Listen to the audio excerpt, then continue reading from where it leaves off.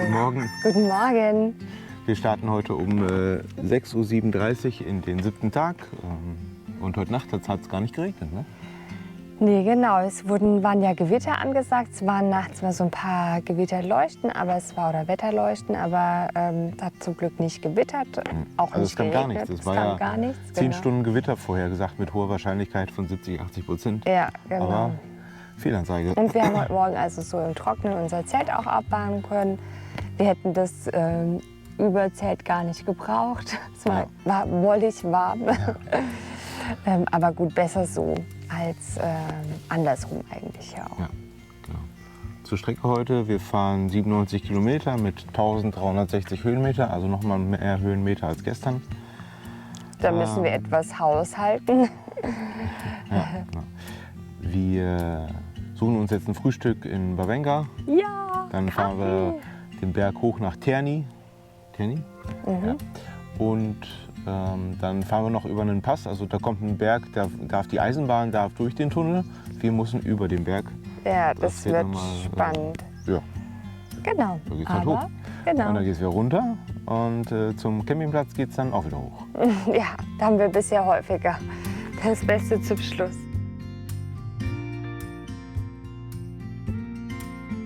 Die Anfahrt und Abfahrt zum Campingplatz ist echt sportlich. Also das, ja, Ja, allein das hat schon in sich. ja, absolut.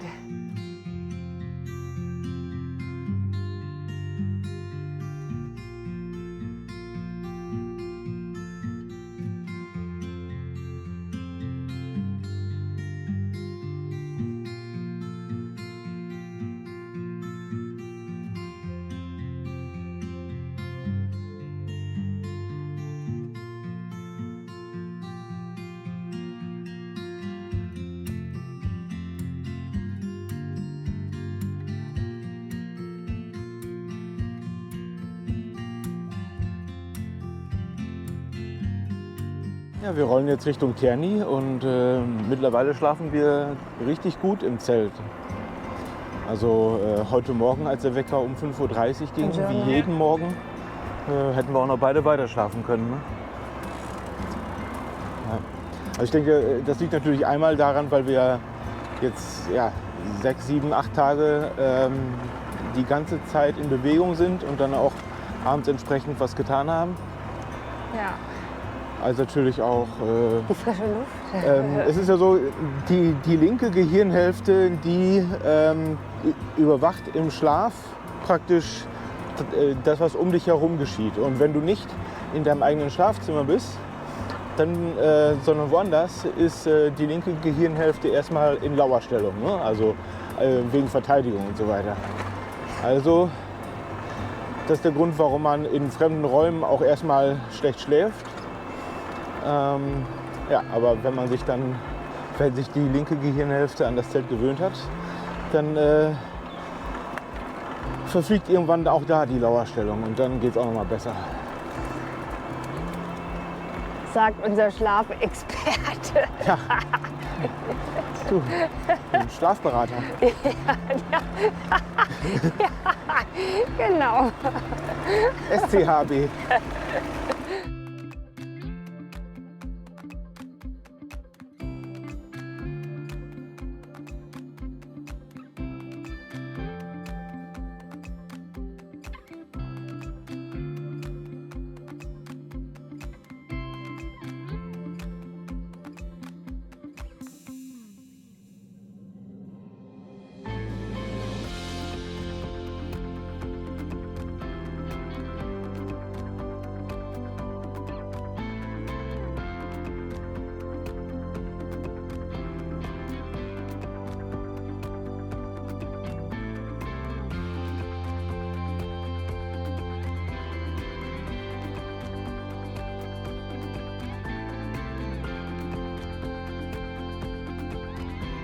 Es geht immer so. Die Straßen. Nach Bevanja verläuft die Strecke über 15 Kilometer ziemlich flach, ehe es dann nach Trevi hochgeht. Jacke aus, Bergsteigertrikot an. Es geht rauf. Es geht rauf. Auf nach Trevi.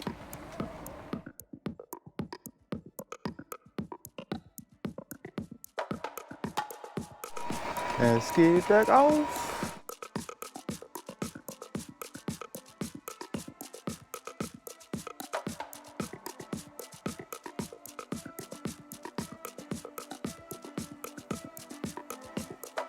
Und für alle, die die Welt noch nicht verstanden haben, so ein Anstieg ist auch mit E-Bike anstrengend.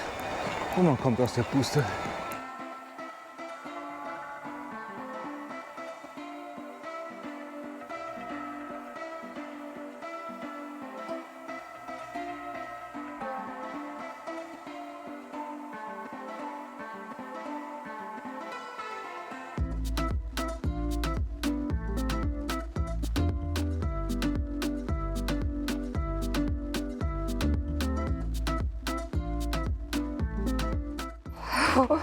Angestrengt.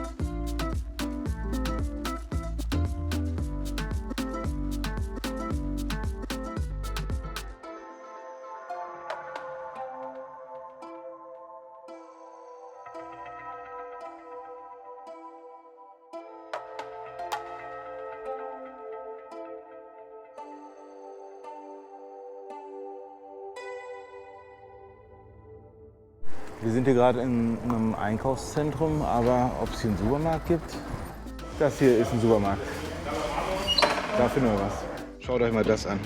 Hab ich Mario ausgesucht, Ja, das hast du gut ausgesucht. damit mein Freund gnädig mit mir ist und bei mir bleibt. Ja, wir haben gerade noch mal Wasser aufgefüllt. Und ja, es wird halt gut heiß, habe ich das Gefühl. Ist gut, dass wir jetzt wieder Rollen und Fahrtwind haben.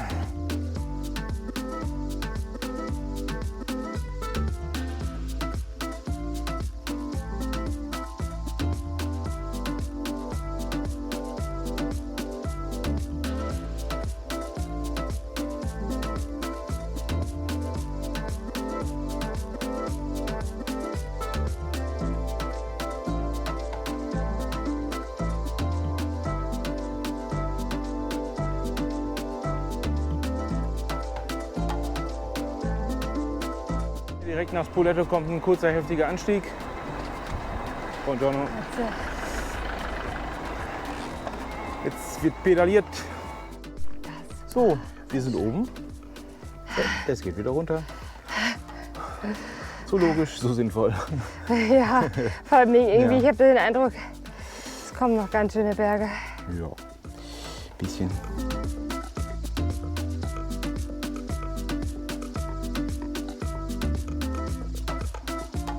Ja, das ist auch eine richtig geile Stelle hier. Richtig schön schnuckelig klein. Was? Richtig schön schnuckelig klein, die Stelle hier.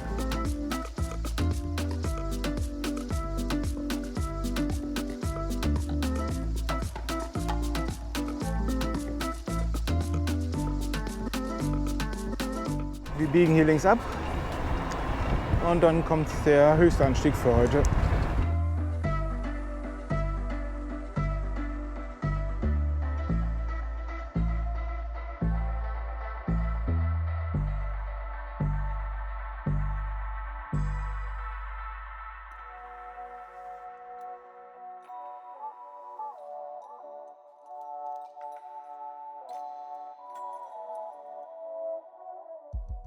Daher Hundegebell prescht Anne immer vor. Hier ist wirklich niemand. Nur wir. Also echt insgesamt eine grandiose Tour. Du Venedig, fährst in Rom. Tour. Hä? Ich fahre. Ich habe gesagt, eine grandiose Tour. Ach so, ja. War ein Sport. Gerade steiler hätte es nicht sein dürfen.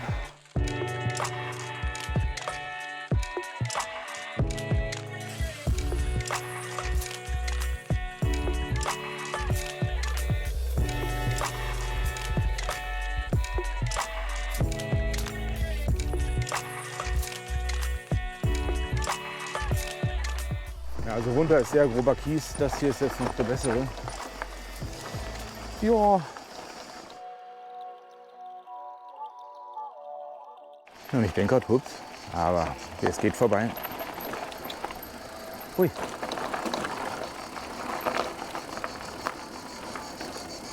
Da hat ein bisschen Erde gefehlt. Hey, Zivilisation. Hup, hup, hup. Anna hat's geschafft. Nein, nicht jetzt. Genau. Das war kein schöner Teilabschnitt ab dem Schotter. Davor war es schön, aber der Schotter war jetzt, finde ich, muss man mal gucken, ob es da nicht eine alternative Route gibt. Das ist ja noch nicht, also weil da ist ja, davor sind ja auch Autos gefahren. Durch Es den gab- Eisenbahntunnel, die Eisenbahn nehmen. Nee, aber das sind ja Autos am Anfang gefahren. Es gab ja dann oben die Kreuzung. Wir hatten eine Kreuzung, da sind wir rechts und dann ging ein Schild auch zu einem Ort links. Ja, aber dann du kannst es ja auch mit der Eisenbahn fahren, denke ich mal. Würde ich mal sagen. Behaupten. Wenn hier noch fährt. Gut, also das haben wir auch geschafft. Da sind wir doch happy. Ja. Mensch, guckt euch an. Wie guckt so euch an, die Anne? Das war kein schöner Teilabschnitt, immer noch nicht. Die Zivilisation hat uns wieder. Da sind wir tatsächlich ein bisschen froh. Ja, aber irgendwie auch sehr verschlafen hier. Ne? Ja, Ein paar hundert Meter weiter haben wir diesen super Straßenbelag auf einer breiten Straße und hier ist niemand.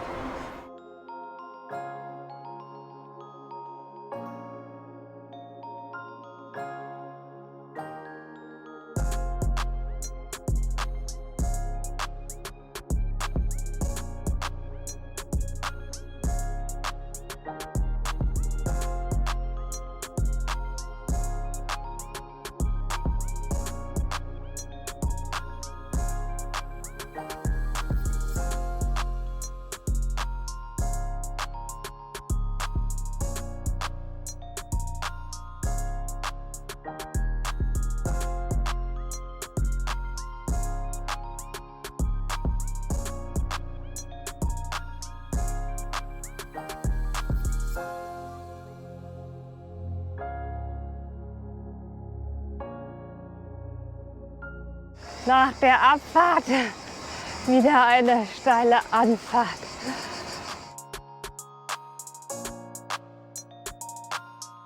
Jo, jetzt ist es kurz vor 12. Wir sind jetzt hier am roten Strich. Jetzt geht es erstmal nach Terni rein, dann noch ein bisschen rauf runter, ehe es dann zum Campingplatz komplett nochmal hochgeht.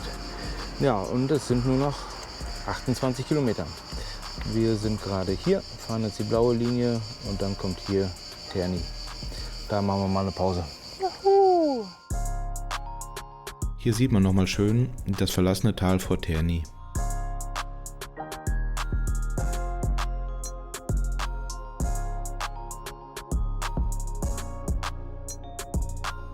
Die Glocken von Terni läuten. Und noch Was für eine irgendwas. Sirene? Es liegt ihr nach Alarm. Ja. Okay, also da gehen wir jetzt rein. Wir haben uns gerade entschlossen, mal über diese Brücke hier zu fahren. Das ist ein bisschen kürzer und da gibt es einen Aufzug. Wir hoffen natürlich, dass der funktioniert.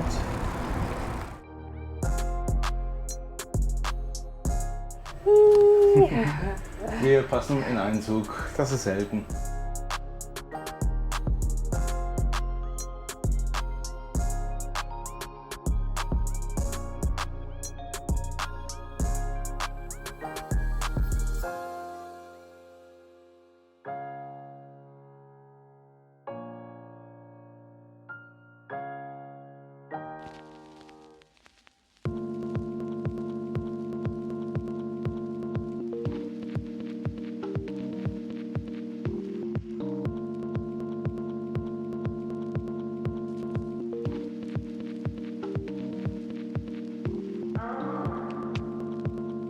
Tell me what you like, get all your secrets.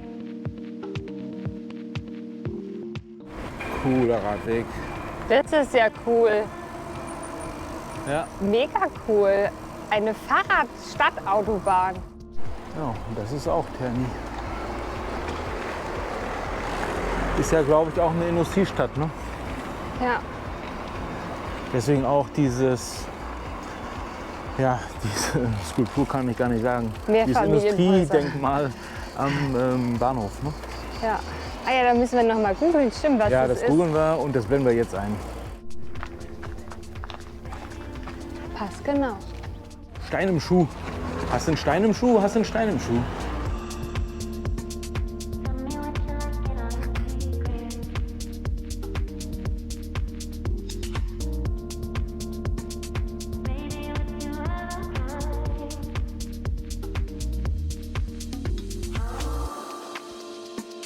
Tell me what you like, get all your secrets.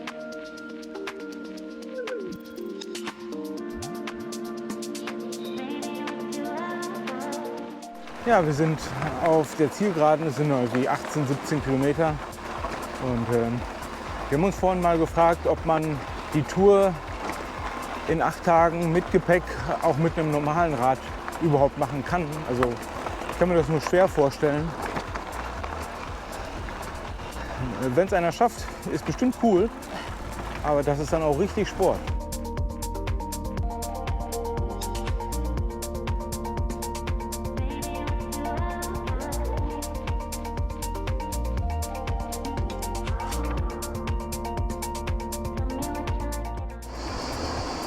Rechts von uns liegt jetzt ein See.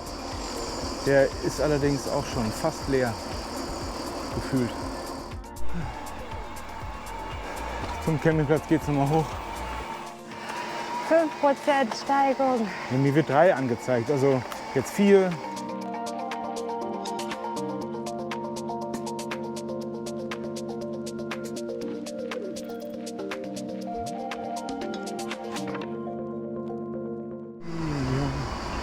Santa Lucia, Guajira Guantanamera, Santa Lucia.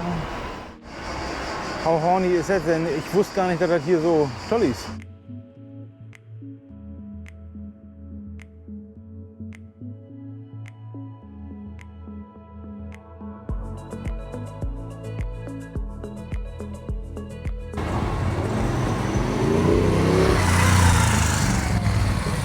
Mario?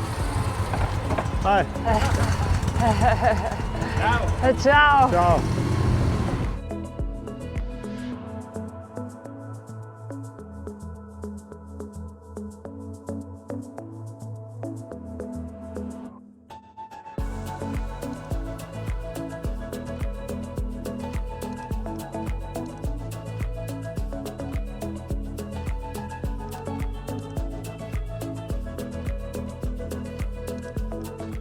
It's getting hot. 3,5 Ein Kilometer noch. Bergauf. Geradeaus wäre Rom in 83 Kilometern. Wir biegen jetzt hier ab zum Campeggio. Da ist er. Hui, fast in den Graben gefahren. Nein, So bitte. kurz vom Ziel, 1 Kilometer vorher. Ja, 7. Tag. Wir reisen am Campingplatz an. So wie es aussieht, werden wir die erste Tour seit langem mal komplett durchgehend auf Campingplätzen verbringen. Ne? Cool, Das stimmt. ohne Ausnahme. Wenn das heute und morgen klappt. Ja. Monti del Sole Camping.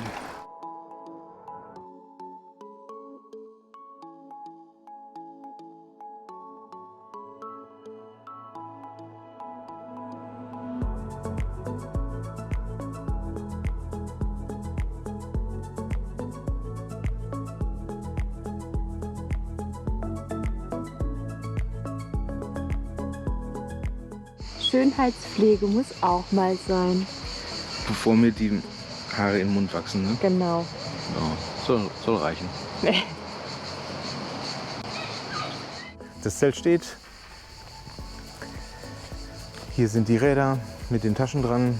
Die Akkus haben wir auch schon geladen. Hier übers Kabel. Hier dann hier in den Sicherungskasten rein. Und dann mussten wir noch hier die Sicherung dann einschalten. Ja, und was sagen wir zur Strecke heute? Ja, wieder super abwechslungsreich. Ich finde dieses Auf und Ab, das ist wirklich anspruchsvoll. Also auch heute, muss ich sagen, war das Haushalten angesagt. Wir sind dann zeitweise wirklich schon ein bisschen in Tour gefahren und davor auch in Eco, das war gut. Wirklich sehr, sehr schön. Wir hatten heute einige flache Teilstücke, Ja. schön gelegen. Dann einen krassen Anstieg nach 7 Kilometer, oder? Gleich am Anfang. Trevi. Trevi. Genau, Trevi. Und dann den zweiten in der absoluten Wildnis oder Ja, sehr abgeschieden, sagen sehr wir mal. abgeschieden, genau. Man wurde dann so im Nachgang noch entschädigt. Wir hatten nach diesem super Schotterweg, der mir ja nicht so zugesagt hat, dann eine sehr tolle Abfahrt. Die ging so ganz leicht immer bergab, war gut übersichtlich und auch toller Straßenbelag. Da kann man dann Ja. gut rollen. Das hat dann wirklich entschädigt.